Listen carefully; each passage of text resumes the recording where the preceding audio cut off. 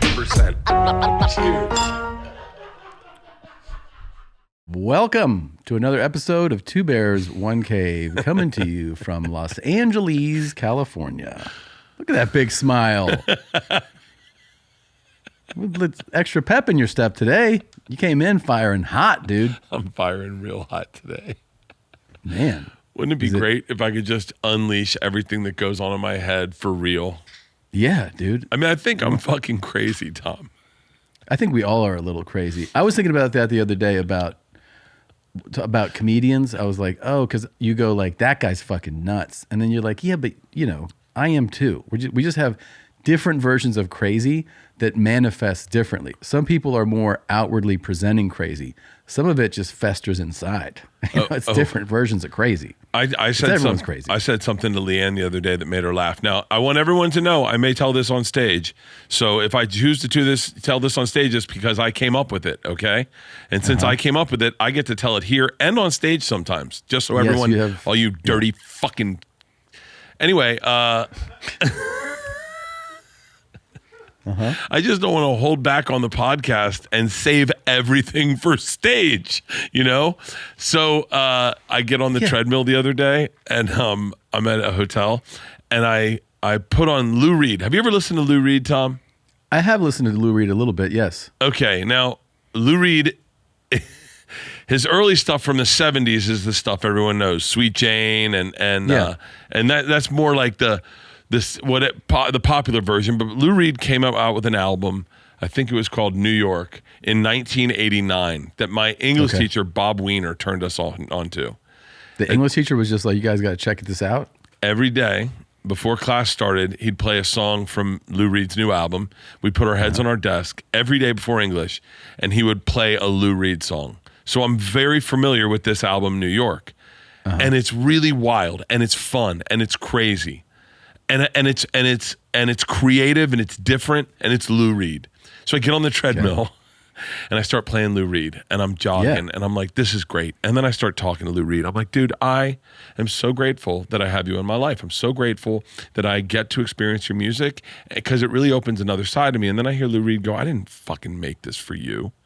Like, I was a heroin addict, bisexual in the 80s, 70s, and 90s in New York City. I have friends die of AIDS. You think I made this for you? It actually makes me sick to my stomach that you enjoy this. You are the epitome in art of what I detest. And I get off the treadmill and I go, fuck this. I'm not going to let Lou Reed talk to me like this. That's great self-talk, man. And then I realize I'm not talking to Lou Reed. I'm talking to myself. Pretty good. That's a pretty good one. I was like, I'm going to listen to someone who likes me, and I put on Jelly Roll. I have to say, I go, Jelly Roll likes me, and so I listen to him jogging. I have to say, dude, I've done the same thing. Same thing. Why does that happen? Because what happens is, like, some of these artists, they're too cool. Like, they're cool, and they're up there. They're too much. They're like too sophisticated, and the people that like them like to, espouse the level of connection that they have to it. And then you go, yeah, that guy wouldn't like me. So then you're like, fuck that guy. And it's a crazy thought. It's a crazy person thought, but it's bizarrely relatable. It is relatable.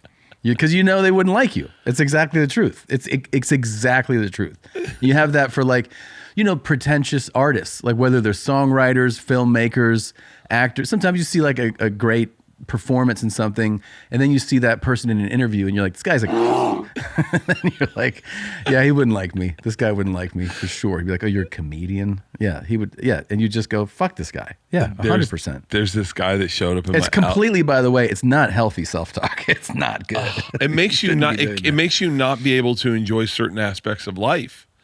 Because then you say, I've got to only do things that I think would accept me, which isn't fair to you, because you should be able to expand horizons. There's this great new artist. He's got an awesome album. He's not a new artist, I apologize, but a guy, I just found him in my algorithm. I found him on this. There are these, remind me to talk to you about Subway takes, okay?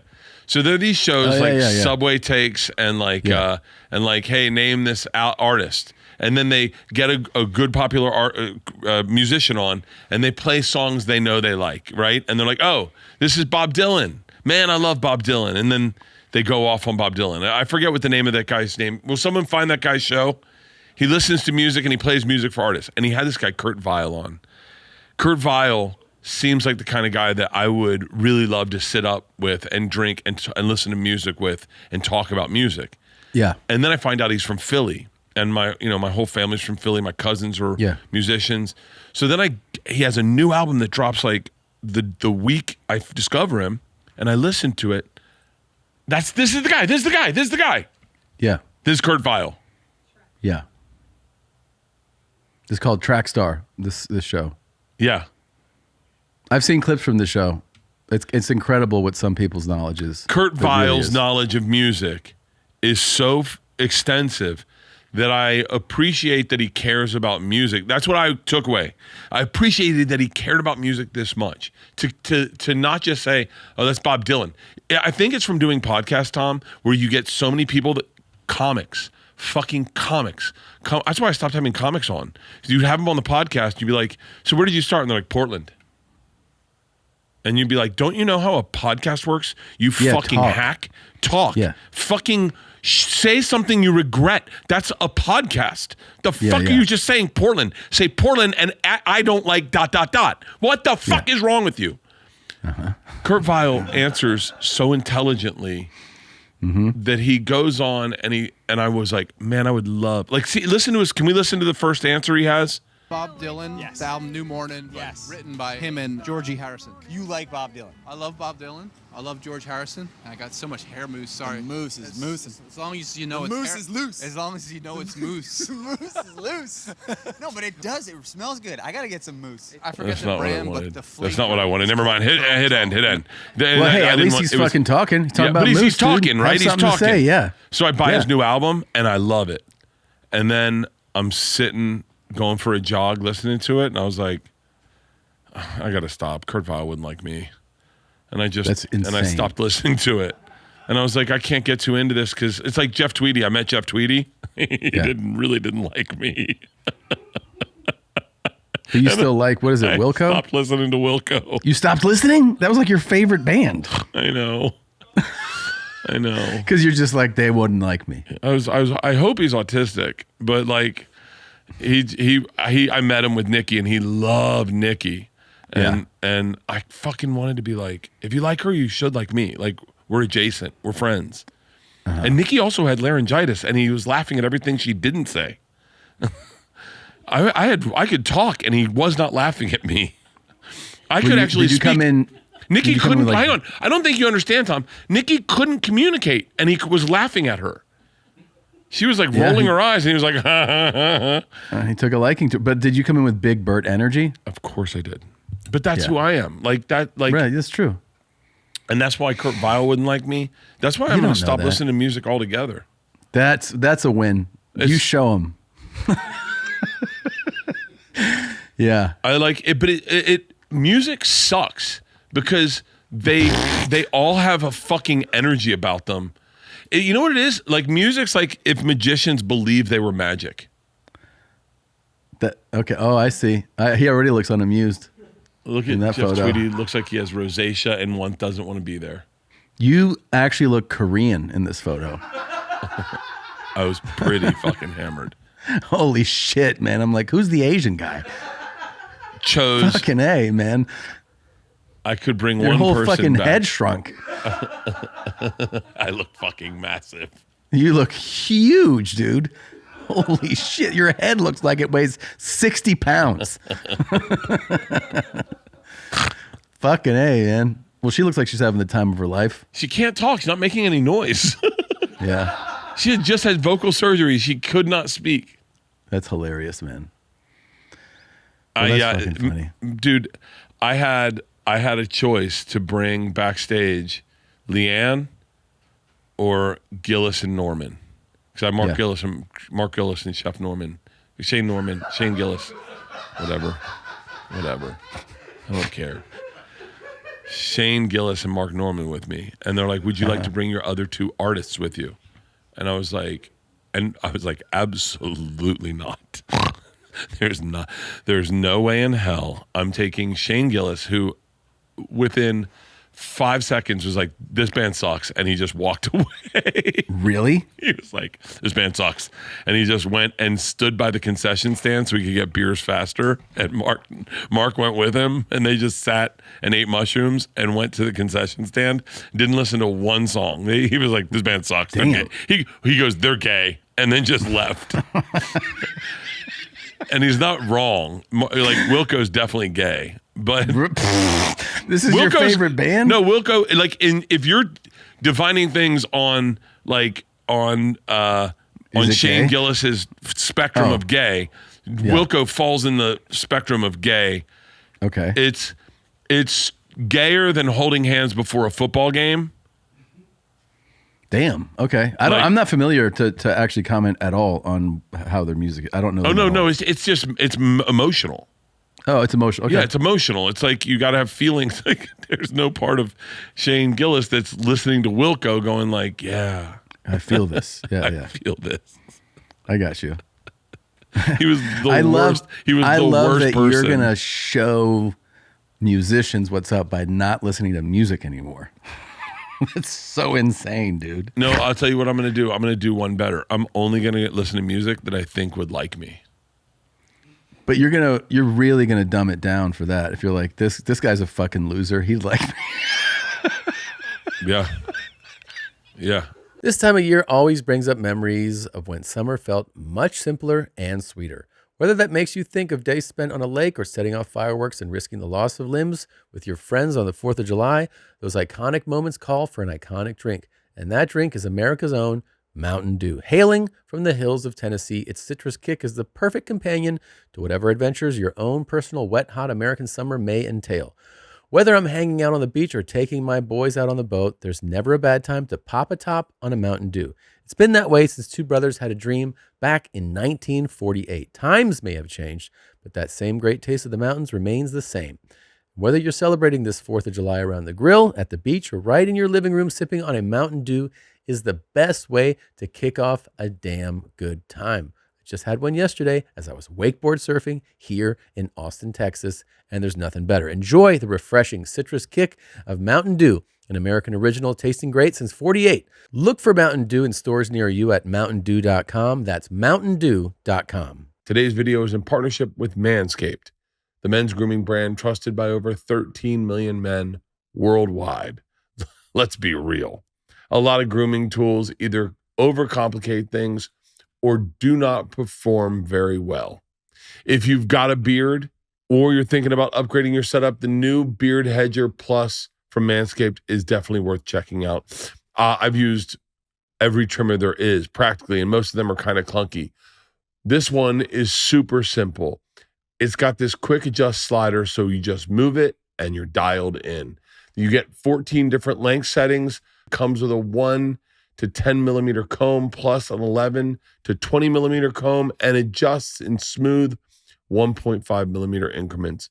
No more fumbling with a bunch of guards, and you can blend really nice. Just go short here, longer here. That's my cheat code.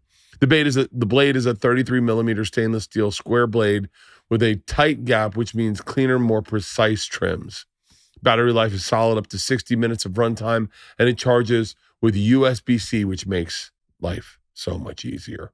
There's a tri-level LED battery indicator, so you always know where your battery level's at. Plus, it comes with a travel lock feature.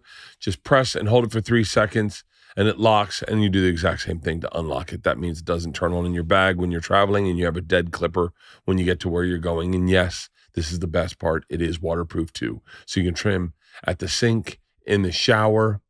I mean, I personally like trimming in the shower because when your hair is a little longer, or when your hair is wet, it gets a little longer. So I do a trim out of the shower, and then when I get in the shower, I do another trim just to make sure all those stragglers are trimmed off. My beard looks phenomenal. I will say that. Thank you, Manscaped. If you want something simple that actually works and upgrades your routine, the Beard Hedger Plus is the way to go. Go ahead to manscaped.com and use code BEARS. Get 15% off plus free shipping. That's 15% off of your entire order plus free shipping with code BEARS at manscaped.com. Or if you need it today, you can also find Manscaped at a store near you. If you've ever caught yourself looking in the mirror while doing the mental math on your hairline, most men, including myself, have been there. That's why Hims makes it simple to actually do something about it. They offer convenient access to a range of prescription hair loss treatments with ingredients that actually work. Prescription strength ingredients like finasteride and minoxidil can help prevent further hair loss and regrow hair in as little as 3 to 6 months. You shouldn't have to go out of your way to feel like yourself again. Hims brings expert care straight to you with 100% online access to personalized treatment plans that put your goals first. For simple online access to personalized and affordable care for hair loss, weight loss, and more, visit hims.com/bears. That's hims.com/bears for your free online visit. hims.com/bears. Featured products include compounded drug products, which the FDA does not approve or verify for safety, effectiveness, or quality. Prescription required. Individual results may vary. See website for full details, restrictions, and important safety information. Who are you gonna listen People to? are going to be insulted when I tell them that I'm a fan Your of their playlist? music. Yeah, they're going to go, be like, "Oh fuck, are you serious?" I heard your fucking podcast. So Yeah, you're you telling think me you think I'd like you? Yeah, they're gonna be like, dude, I hate you. Don't listen to my shit. I hate you. Please stop listening to me. Like Eminem would not like me. See, I think I don't think you're right, dude. I don't think Eminem and I would not get along. 100%. You know who would like you? Who? A lot of people who you don't think would like you. Because Name you bring one that would like you. Yeah. I'll go through my playlist of my most played songs. You ready? Oh, let's do that. Yeah, let's do Someone that. get me readers. I have 2 fucking assistants and no readers. Look at this guy. Jesus. I hope the YMH crew hears this and knows what a cool boss they have. I'm not. God damn it. This guy's a fucking dictator, man. This is how angry at Lou Reed I got. I started playing his music on my guitar in country. Have you ever done the thing that you're like, fuck this musician, and then you just delete them from your library? No, I'm about to. Thank you so much, Jessica. I really appreciate that. Oh, that was fucking so disingenuous. Go ahead. Okay. Let's hear some favorites. Well, I got to get rid of all black musicians. They wouldn't like me. No, that's my point. I think 25 a lot of them. most played. Okay. All right. Well, my number one song that I've played the most Oh boy. is Higher by Creed. Holy shit. Really? They like me. Yeah, they like you. What are you talking about? All right. Next one. Then wow, this is bizarre. Okay, wait, hang on. How do I find that? How do I find my most played? 25 most played. It's in your playlists on Yeah. iTunes. Under playlists? Yeah. Right now, I don't see anyone that doesn't like me in my most played. Well, there you go, man. Where is it though? Okay, you ready for my most played? Creed, Oh, favorite songs. Okay. Yeah. Jerry Cinnamon, Post Malone, William Bell, Trinidad James, Cake, King Harvest. Kanye would fucking love me. I think he would love you. N-Words in Paris. That's one of my most played songs. Leslie Hall. Wait, which one? What's that called? N-Words in Paris. N-word. I can say it, but you got to bleep it. Okay. Tom, I wrote the best fucking joke the other night. I wrote the best fucking joke. There's 2 things I have to talk to you about, okay? The best fucking joke, and that's a secret, okay? Steel Pulse, Run the Jewels, Big Boy, Bob Seger, DJ Shadow, House of Pain, UGK, Girl Talk, Porno for Pyros. Okay, there's the first one. I'm deleting Jane's Addiction. Okay. He wouldn't like me. He would absolutely not like me. Perry Farrell would not like me, so I have to delete all Jane's Addiction. That sucks. Okay. That sucks. I love Jane's Addiction. Okay, I'm going to keep Jane's Addiction. I'm going to keep Jane's Addiction. You're going to keep it even though they don't like you. Gary Glitter, DMX. Do you think Flea would like you? Who? Flea? Flea would fucking love me. See? But he's not. I think he's not like in Jane's Addiction. Oh, right. No, Anthony Kiedis would love me. All I'd have to do is like, dude, I'm in recovery or whatever. And Anthony Kiedis would be like, oh, let's talk about that. All right. Wow. So far, all my top played would love me. Well, then, look, man, you just fucking made your point. Recently This played. is insane. Kurt Vile, Radiohead. I got to delete Radiohead. Red Clay Strays. You think Radiohead would be like, this guy's fucking way too much. Can you imagine me meeting Tom York? He would be like, Yeah, I don't play that song. yeah. Creep is it was a good song and we don't play it anymore. Thank you. And then he would just kind of look at security and they'd be like, hey, he's got a call right now. Yeah. So what are they turning on and turning off musicians when they're so accessible on stage? Yeah. And then they turn it off and then they're like, and then they're on stage. They're like, I don't want to talk about that. Nope. Well- nope. Thank you. I don't think that he comes across as accessible. No, not at all. Yeah. So I think he's pretty authentically who he is. That's how he comes across to me.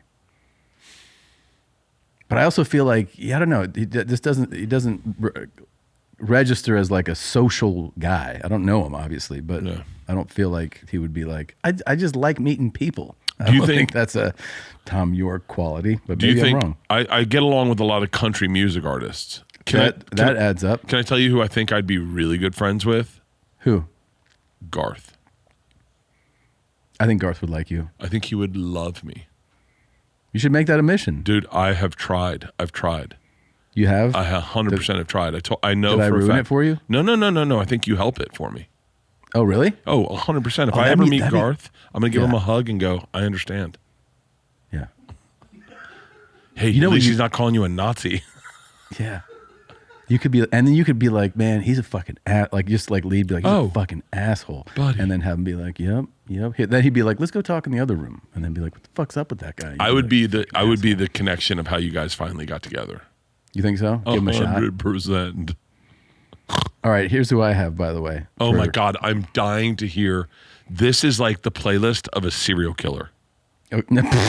Okay, Black Star was Mos Def and Talib Kweli, and I'm friends with Talib. Mos Def would not like you, but Talib Kweli loves you. Okay, thank Mos you. Def would definitely not like you. You think so? 100% he would not like you. Okay, cool. Juan Luis Guerra, Dominican guy. I'm a huge fan. I would try to make him like me. I would be really polite and gracious to him. Yeah. Wait, So I how don't old know is if he? he'd How like old me. is he? He's older now. He's in his 70s, I think. He'd like you. Maybe. Eddie Kendricks. Anna Kendricks? Eddie Oh, Kendricks. it's like, are you listening to the Frozen soundtrack? Big X the Plug. See, I think he would love Big X you. the Plug would love me and love you. I think. Can he I would tell love you a for moment? sure. Can I tell you how, Yeah. a moment? And I'm never mind. I'm gonna tell you a moment. You got to edit it out because it's really makes me love Big X the Plug. Okay, I love that guy. I'm gonna tell you the moment, and then you guys decide whether or not to exit out. Okay, I'll tell you who I think would hate me and hate your guts. Who? Moby.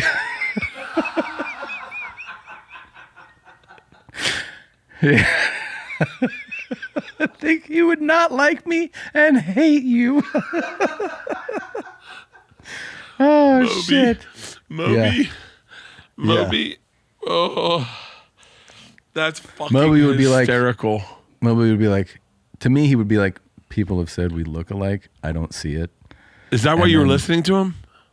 No, it reminds me of it. You know how music reminds you of a time? Yeah. When that big album came out, Play, I think it was it called Play or something? Yeah, it was or Whale or something.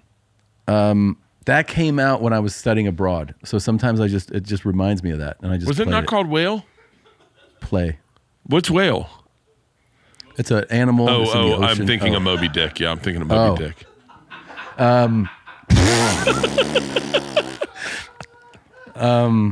Tony Touch. Who's I mean, Tony Touch DJ. would like you? Dead Mouse. I guess that song keeps playing. I don't think he'd like me. Flume, Cypress Hill. I love Cypress Hill. I would hope Cypress that I Hill. could- I would love to do that smokeout show with you. Buena Vista Social Club. Yeah, they'd love you. The Gap Band. Jesus. I know. All right. That's, yeah. I can't believe these are the favorite songs. This is crazy. All right. Yeah, that was funny, man. Kid Rock really likes funny. me. I went to his house. Really? Yeah, with Joe. I was in Tennessee with Joe, and we went out to his house, and then he was building his White House duplicate, like his replica White House. So we got a tour of that as it was like 80% finished. It was insane. Yep. It's not that. It's the one that you played before. Yeah. That's it. 20 years building that? What the fuck's going on with construction in this country? Yeah. That house was nuts. You know what was the craziest part of that about that house? What's that? It's like 20,000 square feet, 2 bedrooms. I was like, what? You have 2 bedrooms? He's like, yeah, who the fuck am I building bedrooms for? I was like, hey, yeah, dude, for sure. He had a grotto. How did you meet Kid Rock? With Joe. So like we did a show in Nashville, and I think the next day was like, or it's either that day before the show or it was like day after. He's like, you want to go out to Kid Rock's place? And I was like, okay. So we went to his residence at the time, which is close to this.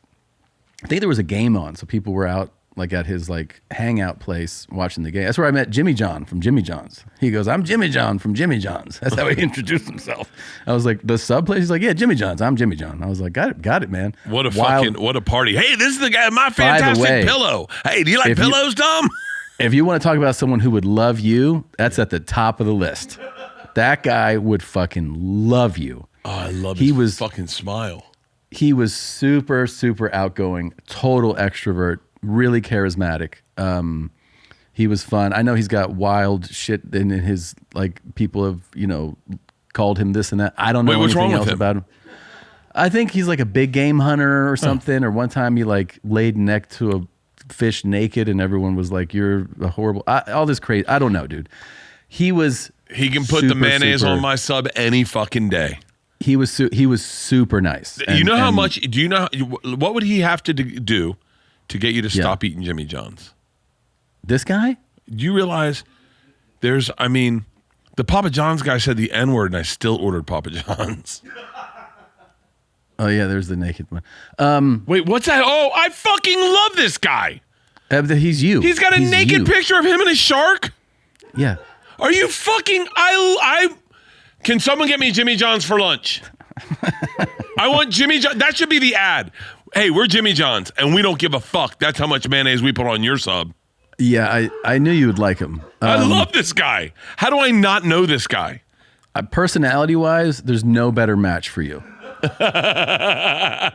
Yeah.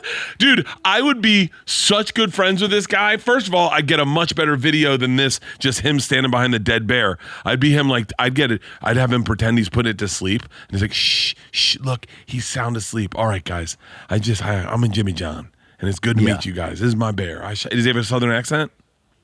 Yeah, he does have a little bit of a twang, yeah. Tell me you met the Canes guy too. I didn't know. I didn't. Dude, this is like the superheroes. I did meet Papa John from Papa John's, and you know what he said when I met him? He goes, yeah, I said it. I still say it. That's what he said when I met him. Isn't that crazy? I'm just kidding. Oh. I made that up. Yeah, I don't know. Wait, who are the other like superheroes of Republican? So you got Jimmy John's, you got the Canes guy, you got the MyPillow guy. Yeah. Ted the MyPillow guy is fucking bananas. You think you'd like him? I think you'd like him. Oh, I think he'd like you. Well, I'll tell you what. I'm going to be very candid. I'm having a hard time finding good pillows these days. Got to give it a shot, man. And if he could give me MyPillow, like I know what pillow I like, and they don't make soft pillows, soft faux down pillows. I can't find them. Yeah, he put so much money into trying to fight the election results that he actually was running out of money. Wasn't that a thing that happened with him? Didn't he run into like financial trouble? I don't know, but I'd invest all my money in a pillow. I almost invested my money in underwear. In underwear? And I don't wear underwear. Wear underwear. I know. Yeah. I got on an underwear kick, and I wanted this certain type of underwear, and they didn't make it, and they still don't make exactly what I want, but I found something close enough to what I like. Okay. And they're a Wait, company. when would you wear underwear? When I work out, I wear it. When I work out, I like to have my dick and balls close to my body. Makes sense. Yeah. And so it's called As We Move. Bleep them out and let me see, just because if they want to come and be a sponsor, I'll do a full ad. Keep them in. Give them a little love.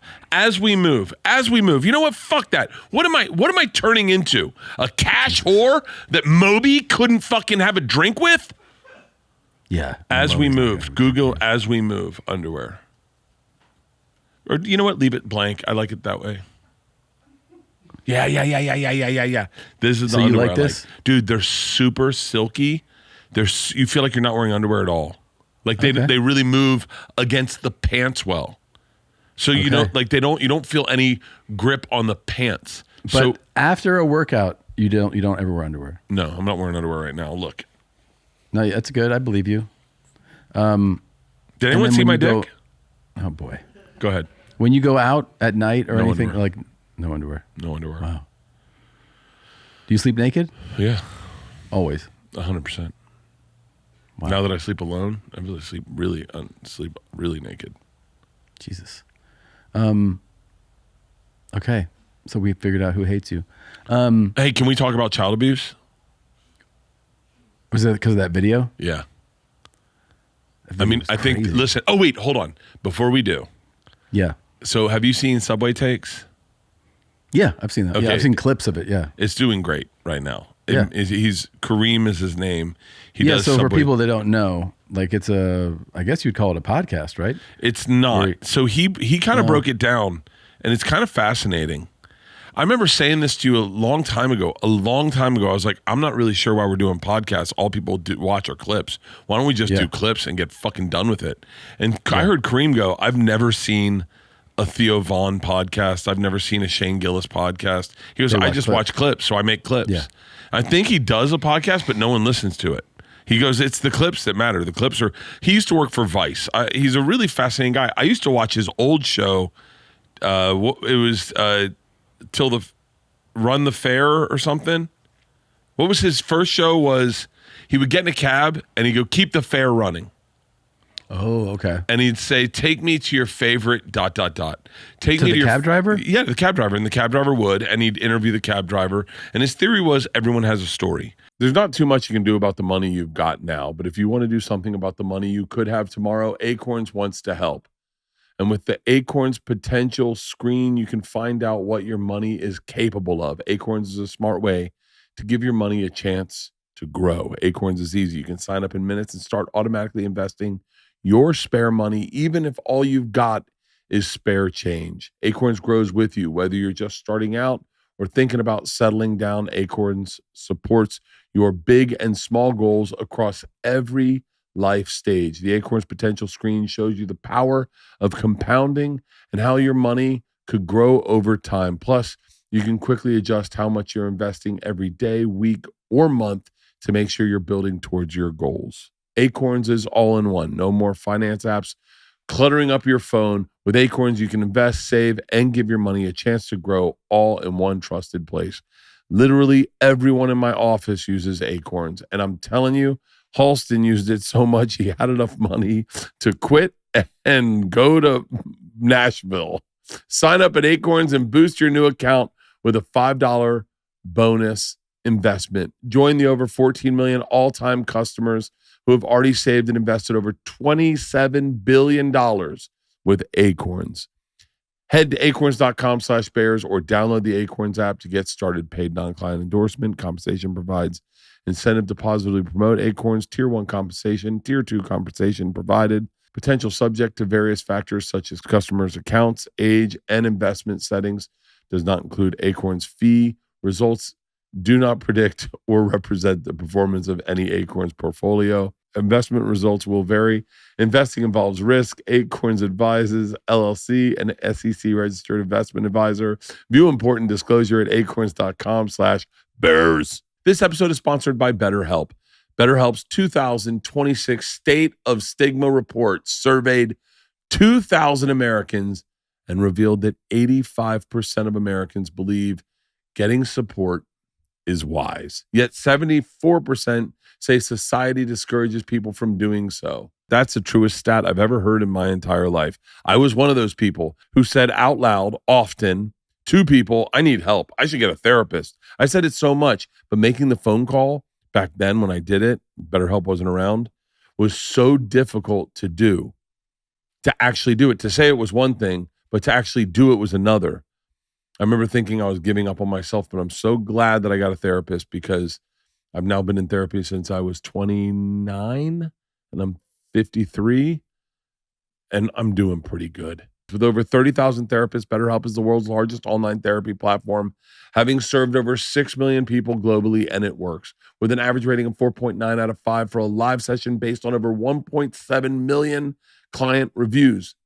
BetterHelp's therapists work according to a strict code of conduct and are fully licensed in the U.S. BetterHelp does the initial matching work for you so you can focus on your therapy goals. A short questionnaire is going to help you identify your needs and preferences, and their 12-plus years of experience and industry-leading match fulfillment rate means they typically get it right the first time. But if you aren't happy with your match, you can switch to a different therapist at any time from their tailored recs. Don't let stigma stand in the way of support. Start therapy with BetterHelp. Sign up and get 10% off at betterhelp.com/bears. That's betterhelp.com/bears. Hear me out. If you've been sitting on a business idea, and I know some of you are because I get DMs about it, Shopify makes it easy to actually make it happen. Everything you need to start selling is already there from day one. You don't have to go build some custom storefront from scratch and hope to God it works. And here's the part that really sold me. The moment your first customer is ready to pay, Shopify Checkout is already handling it. So they're more likely to actually complete the purchase instead of bailing at the last second. Not to mention, the next time they come back, their info is already saved. All it takes is one click to check out. Cha-ching. You hear that? That's the sound of somebody not abandoning their cart thanks to Shopify.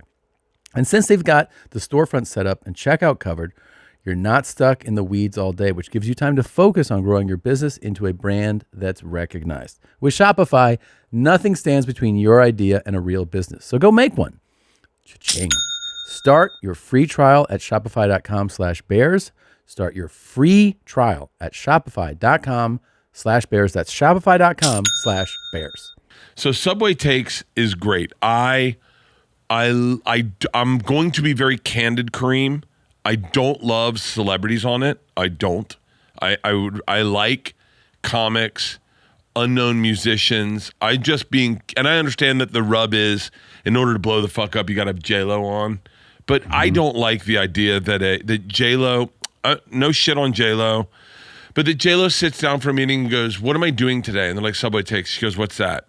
And then they're like, well, it's a great show where this guy Kareem, and she goes, black guy, he's not Middle Eastern, but he's from Africa. It's kind of confusing, but yes, he goes on a Subway and you have to give a hot take. She's like, I don't have a hot take. And they're like, we already wrote 5 for you. Pick one of these 5. And then she goes, I'm going to make it my own. And then they're like, great. And then she goes, I don't know what it is. You have to be born in New York to be a New Yorker. Well, great take, J.Lo. And let's watch it. And we'll watch it because it's fucking J.Lo and she looks amazing. That's the reason we're watching is because J.Lo looks fucking incredible. Got it. Not because she has a hot take, Tom. Not because she has a hot take. Well, yeah, I want to hear J.Lo's take going, if you have an accent, you can't vote in our country. That should be a hot take. Yeah. That's my take. Watch me defend it. Tom, Bert, Subway Takes, go. Hey, Bert, what's your take? Bert, what's your take? If you have an accent, you can't vote in this country. Hard disagree. Well, okay, hold on. You think you're being racist right now.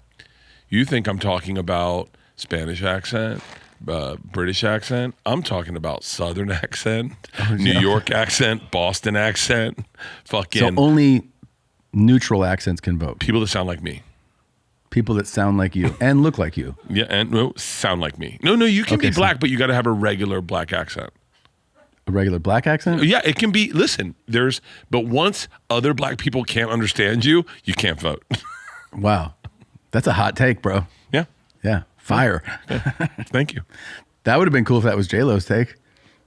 Dude, hang on. It would have been because it's a comedy show. So the whole thing is like take a comedy aspect You have to be born in New York. Do you to be have New a hot Yorker. take? Me? You just asked me. I just told you one. Oh, that is your take. Okay. That's my take. You got to have that's your take. You're supposed to have a hot take. You clearly haven't watched the show. So the No, I best have. one. So the best I have one. watched it. The best one that they did. Scroll down. The best one they did. The hottest take on there yet is I don't see her. It's the best one yet. Yeah, it's the Bed-Stuy. What is that?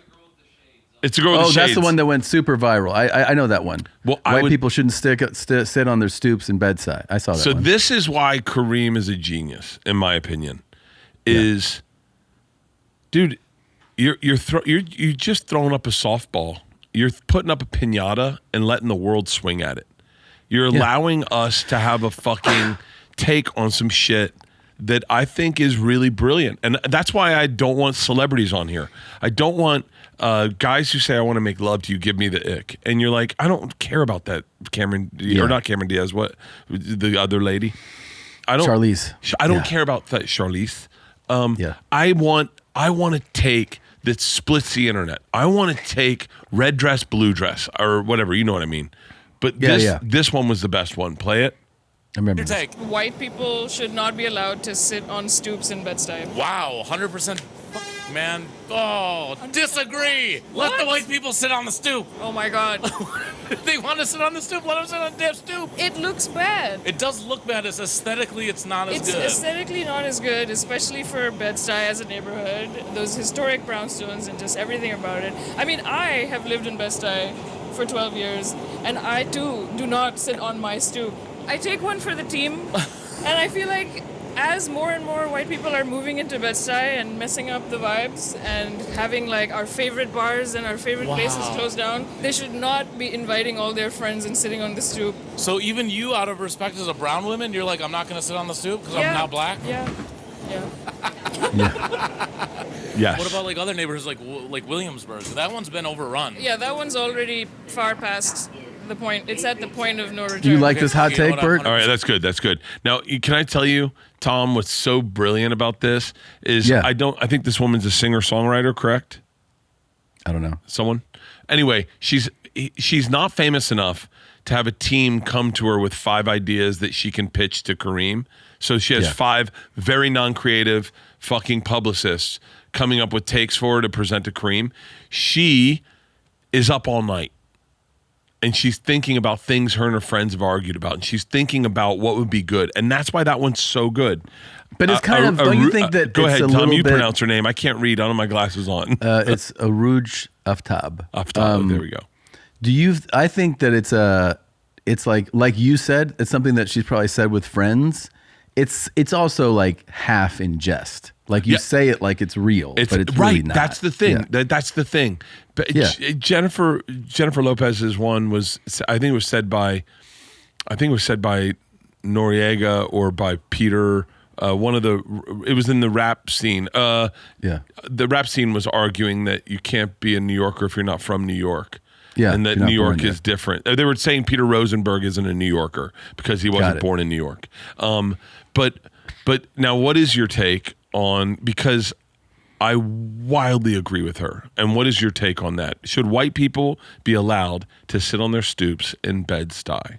Now, explain to everyone. We should do whatever we want. What are you talking about? What? I said we're the best. We can do whatever we want. Who cares? Like, deal with it. Yeah. That's a white person's attitude, by the way. I'll sit wherever the fuck I want. Fuck you. Yeah. Like that's what this country's based on. Is white people sitting wherever the fuck they want. Yesterday, getting on a plane in Atlanta, a ton of black people, including Viola Davis, standing next to me. Yeah. And white guy. I mean, couldn't be more white. As a matter of fact, I would argue he might be from Finland or Norway. That white. Puffer jacket, tight pants, on shoes, on his phone, talking on his phone, and they go to open the thing, but we're all in line. First class is already in line, and he walks in front of me. I'm in the very first in line and starts to get on, and all the black people are like, oh shit, what the fuck? And there's like 5 black people around me.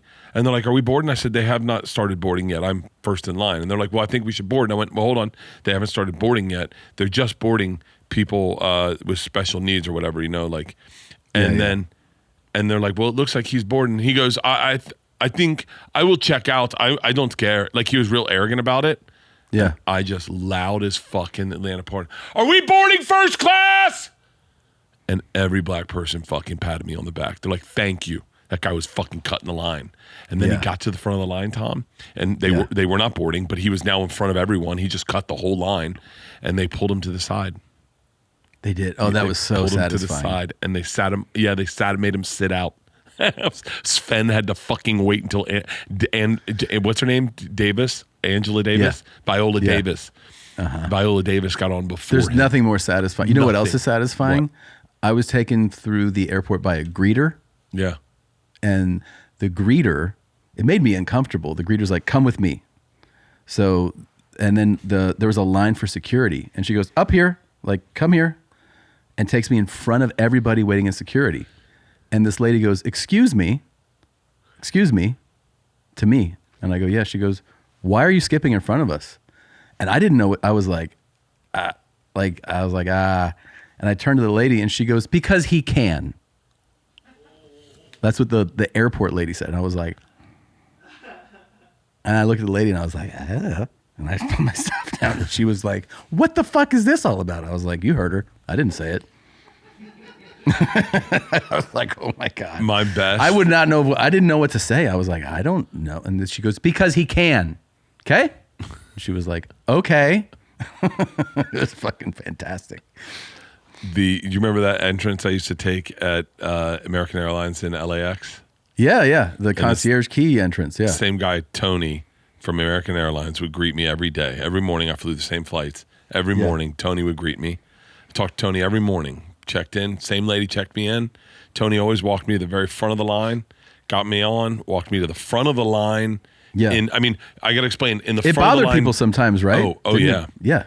Walked me to the front of the people checking IDs line, and then walked me to the front of people putting their bags on the conveyor belt line. He would move bags out and put my bag, and then walk me through. That's part of what concierge key does. Yeah. And one time the line's long, and Tony walks me to the front of the line, and she goes, whoa, there's a line to Tony, who's in an American Airlines outfit. She goes, there's a line, and he goes, oh, I'm sorry, he's got status. She goes, I have status. And she goes, does he have more status than me? And he goes, I know his name. Do I know your name? Ooh. And she went, no. And he goes, that's how much status he has. And he walked me through, and I went, oh, the best one ever. I tried to sneak one of my assistants on a fucking flight one time. Pete, we were boarding in Maine. We were boarding, and I go, just board with me. I'm first class. You're sitting coach, but you can go get board with me. Just board with me. Yeah. And he was like, I don't think that's how it works. I'm zone 4. I go, it doesn't matter. Just board with me. I go, they're not going to check. Just trust me. I'm concierge key. They're not going to check. The lady looks at my key thing and then looks at him, and she looks at me, and she goes, oh, I guess we're using a little bit of a oomph today, huh? She let him on. She let him on. Well, it sounded like Lois from fucking Family Guy. We're using a little bit of a oomph today. Here's why I don't think white people should be allowed to sit on their stoops in Bed-Stuy. Go for it. Because I love it. Because these are the white people that transition their children and have pronouns. The kids, the white people that live in Brooklyn are the ones that can blindly see past the what is it called when you make a neighborhood white? The gentrification of that neighborhood. The horrors that they did to the older black families who were in a great rent stabilized place and couldn't afford the increase in taxes. They looked past that because they wanted theirs. They wanted their white goods for them. And now they're going to take it just as far to sit on their stoop like it's do the right thing. They should be, if they sit on their stoop, they should be forced to have love and hate rings on their fingers with a ghetto blaster and fucking holler at hoes as they walk down the street. That is I love that take because I went, yeah, the people that moved to Bed-Stuy are the woke. That is the woke. That is the woke community. I think she would be on board with you for part of your thing and then be like, that's not what I meant. I know. And that's rest, the beauty of this show is That's you're the allowed beauty of it, when yes. you take a great idea and you plan it on a comic's brain, we take it 10 times further. She's just saying she doesn't want to be on the she just wants to get up and walk out. When you give it to I have to piss so bad. Okay, don't worry, I'll keep pee. going. Yeah, I'll keep talking. Oh, really? Yeah. Okay. That's the beauty of this, Tom, is that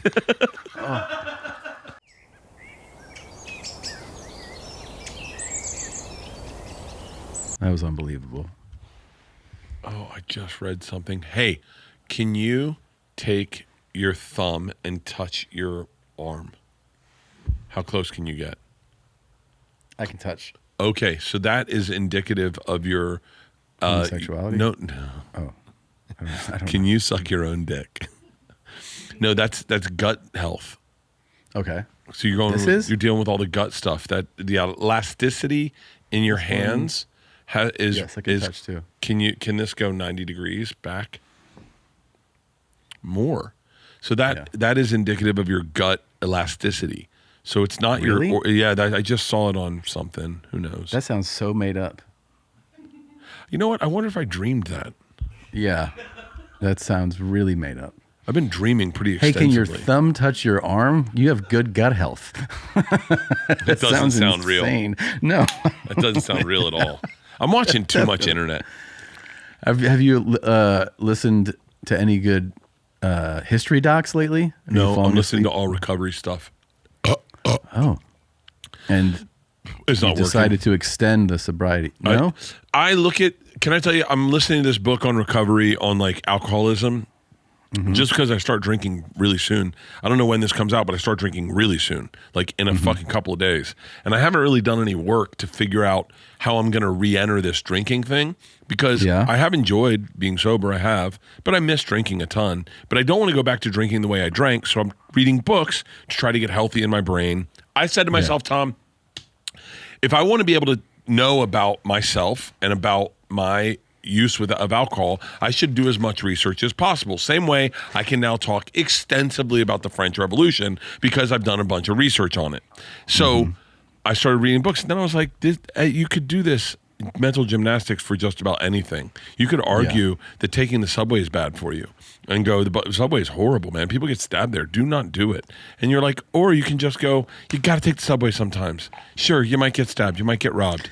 People get molested. I don't know that analogy is totally applicable for. But that's the way they argue alcohol is that, listen, people are sexually assaulted on alcohol. People get drunk drinking and driving. People can't control their lives. They drink in the mornings. None of that applies to me. So none of that. So let's swipe all that out, right? Now we're just going, it's not healthy for you. So great. That's awesome. How do I, that's what I'm now working on. Do you feel like, and hear me out here. Okay. When you are in drinking mode, like you're drinking, do you ever organize plans what you're going to do around alcohol being part of it? Does alcohol dictate, I will do this instead of that, I will go here instead of there, I will sit here never? I mean, never. Never. No, just so we're fair, alcohol's always there. I live in a world now where alcohol accommodates me as opposed to, like, I'm not, like, so yeah, no, never. Because when people talk about alcoholism, some people go, an alcoholic is the guy that's asleep on the street. Right. That's an alcoholic. I've read that.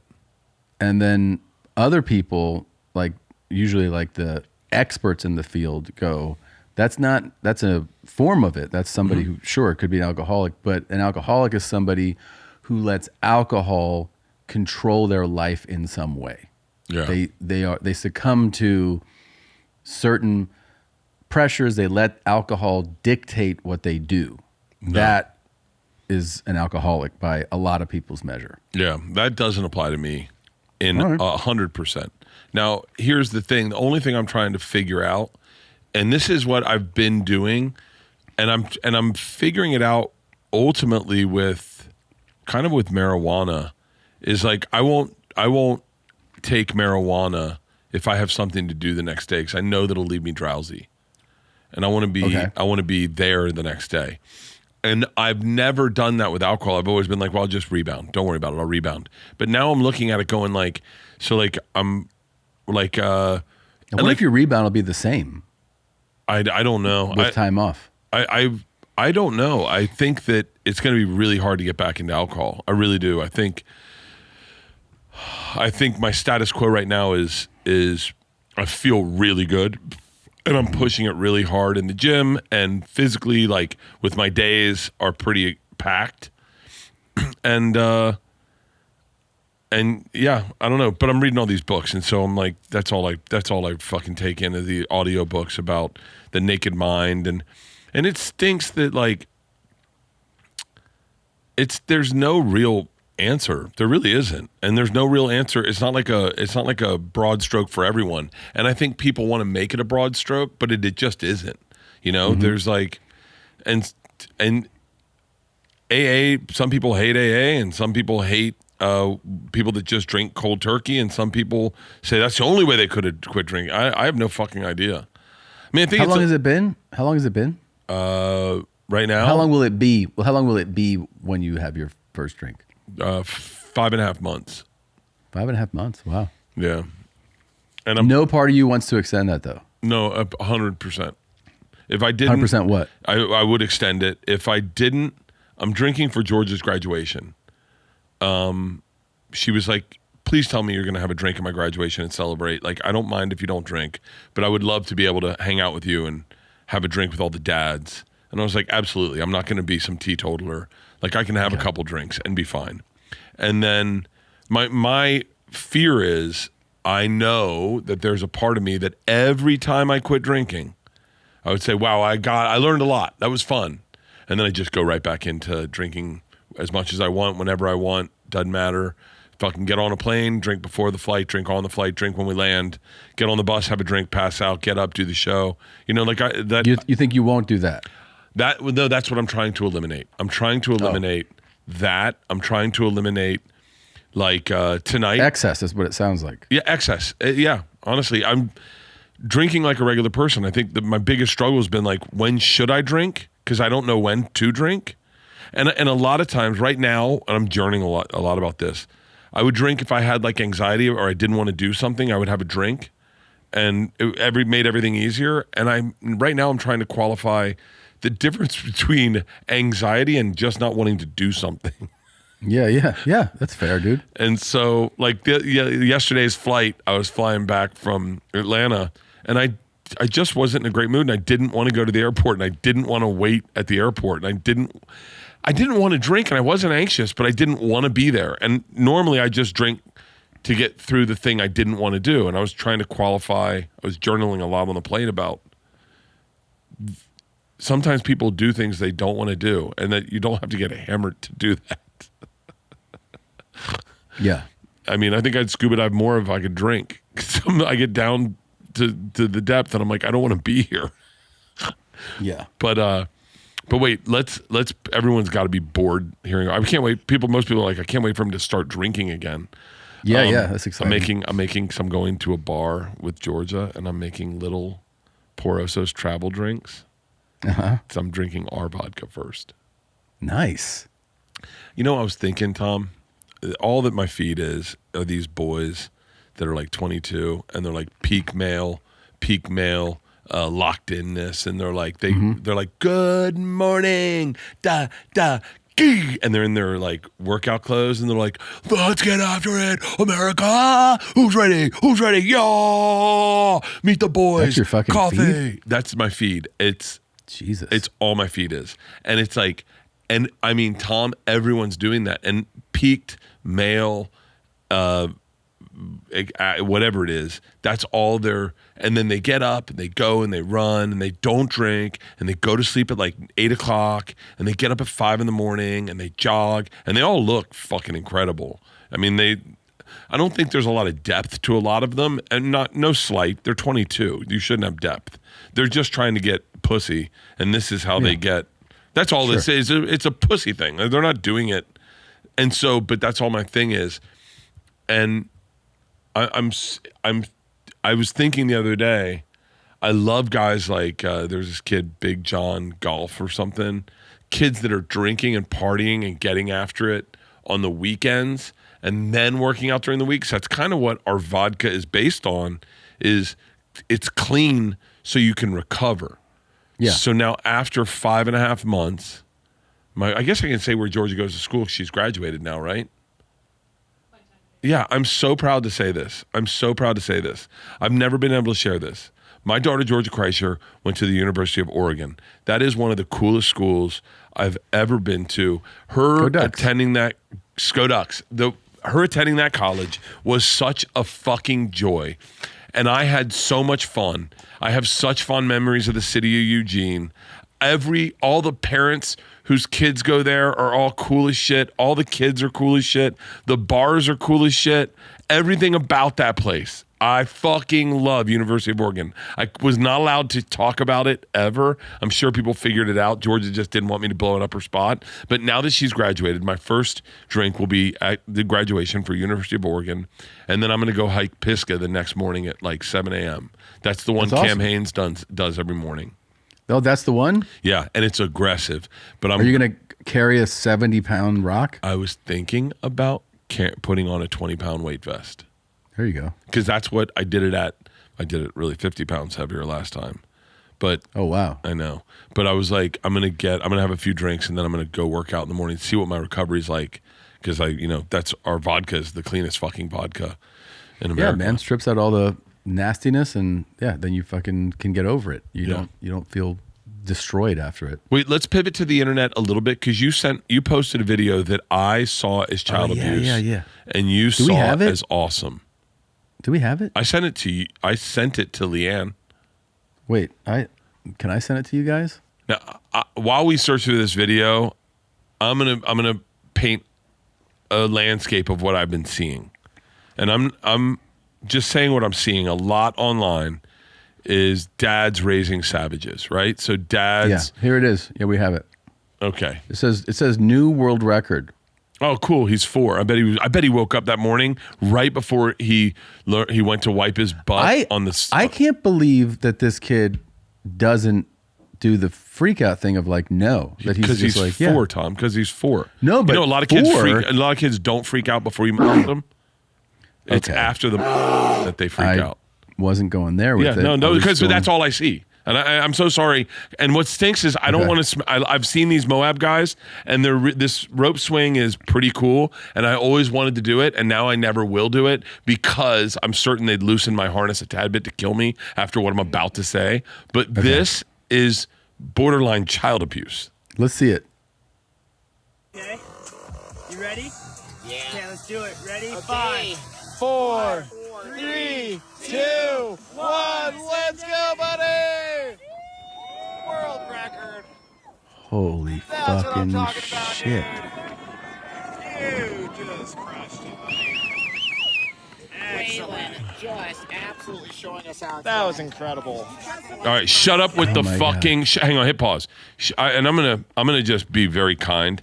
Shut the fuck up with your bullshit trying to make it okay for yourself. God, look at him showing us how to do it. Shut the fuck up.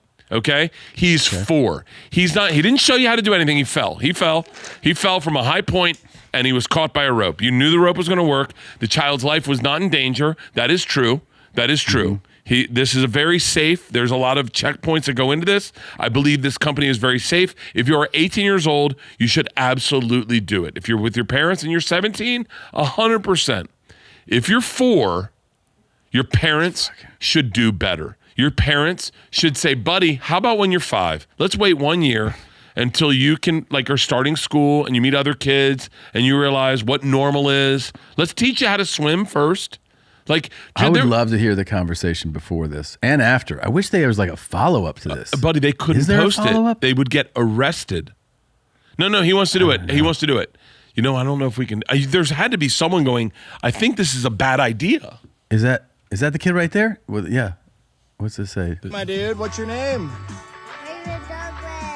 And what are you about to do? You're gonna run off this cliff? You getting kicked off or you jumping off? Jumping off. Yeah. A high five? Heck yeah. And how old are you? 4? That's Yeah, a new dude. record, bro. A lot of That's hey, awesome. pause. A lot of skydivers are wipe their eyes like they just woke up from a nap before they go skydiving. A lot of skydivers are sitting there going, "What are you about to do?" Color. Kid has no idea what he's about to do. That's fucking wild. It's such. Listen. Well, I feel like it's pretty here's the deal. split, like- Hang on, stop. Yeah. Oh, I apologize. I didn't mean to say stop. Here's Yeah. the point. Do that with your 4-year-old. Don't post it. If your 4-year-old wants to do it, just do it. Do it. Don't post it. Don't post it. You do it. You send it to your family group chat. Look what Connor or Carver, whatever his Wayland. fucking Wayland. What's his name? Yeah. Wayland. Wayland. Look what Wayland did. How cool. Post this in a private chat thread. Put it on a private page. Do not post it for everyone to see. The child does not have free will yet. He's 4. There's a reason there's a reason he's also not working in a coal mine right now. And by the way, he would be very useful in a coal mine. There's a lot of be really places. good. He'd be great. There's a lot of things that we could get this kid to do. Now that we know that his parents don't want him to have free will, why don't we, okay, soft pitch. There are kids out there doing child rings. Why don't we get him in? No, get him in undercover. The kid likes adventure, right? We get him in undercover. We put him in, we lube him up, and we send him in. And he'll get a little bit of that part of the deal when you're a fucking undercover agent, Tom. And the kid likes adventure. Yeah. We've said that Connor likes fucking adventure. Why He not does like put adventure. a wire on him, lube him up, send him in a bunch of and go, and then Connor, your safe word is animal crackers. When you feel unsafe, say animal crackers, we're gonna send him in to get you out. I'm just saying, Yeah. this should be on Subway Takes. 4-year-olds should be That able was a to good take. jump off rope swings and set world records.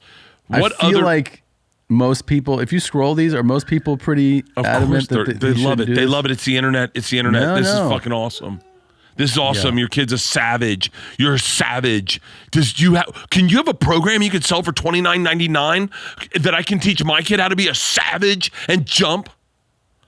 Yeah. All I see, Tom, are there's a cheer dad. Does anyone find this? There's a cheer dad who has his daughter doing moves and she's crying. She's saying, I don't want to do this. And he goes, hey, here's the deal about bravery. Bravery doesn't come from in here. It comes from in here. You got to understand what challenges. By the way, you're looking at, and I apologize, and I know I'm going to get destroyed online. Bert, you were a bad dad. You were this, you were that. Whatever you want to say, you can say it.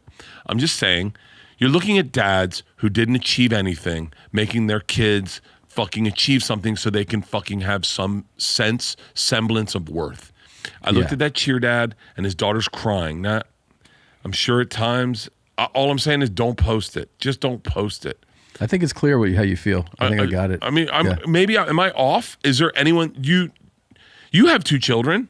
Yeah, no, I don't. First of all, the reason I just know that my boys would be like, no.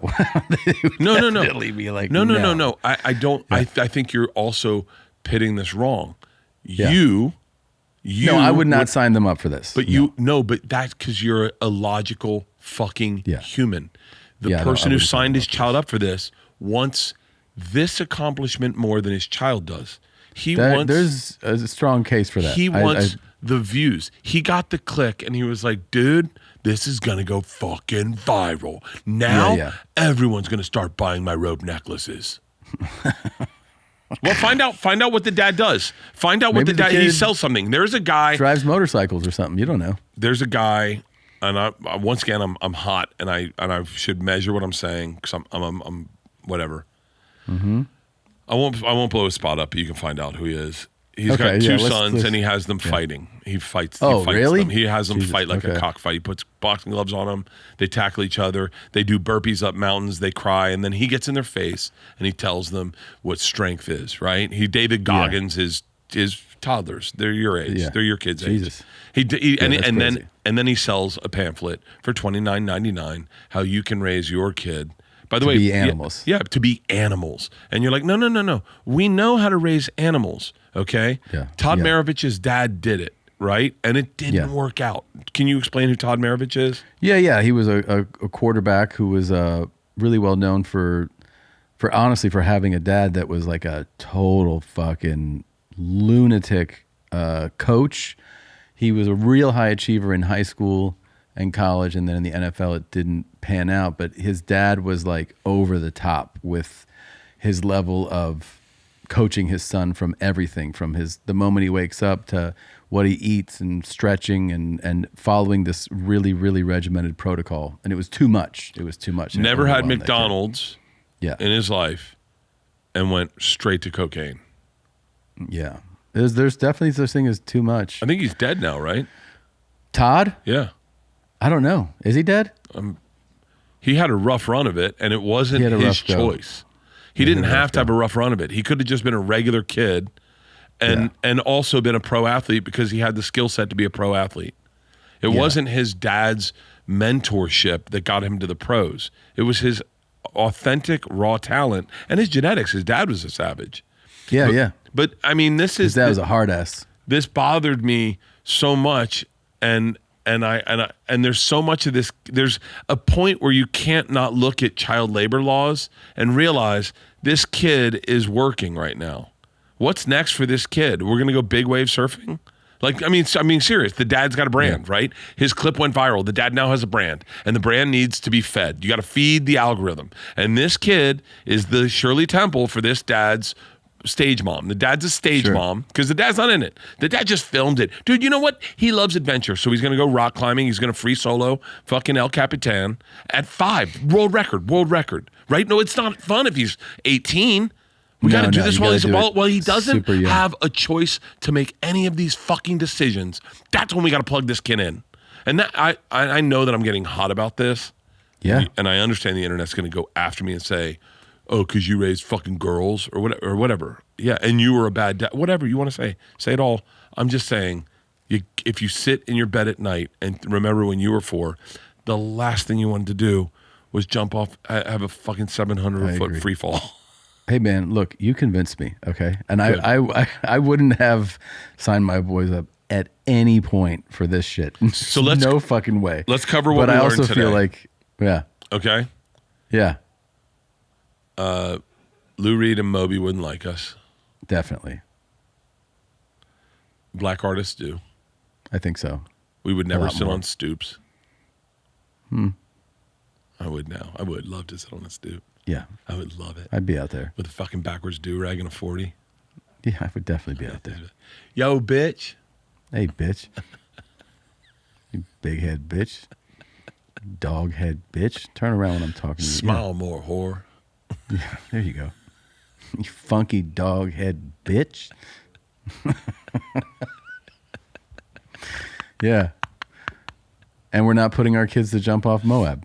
My kids are done. I never got them to do anything good like that. You're like, I'm kind of jealous. Do you realize how many fucking rocks I would have thrown my kids off of to get views? If that could have gone viral? To sell tickets to a fucking hey, hilarious... I'll be at the Funny Bone in Richmond this weekend. That's my daughter.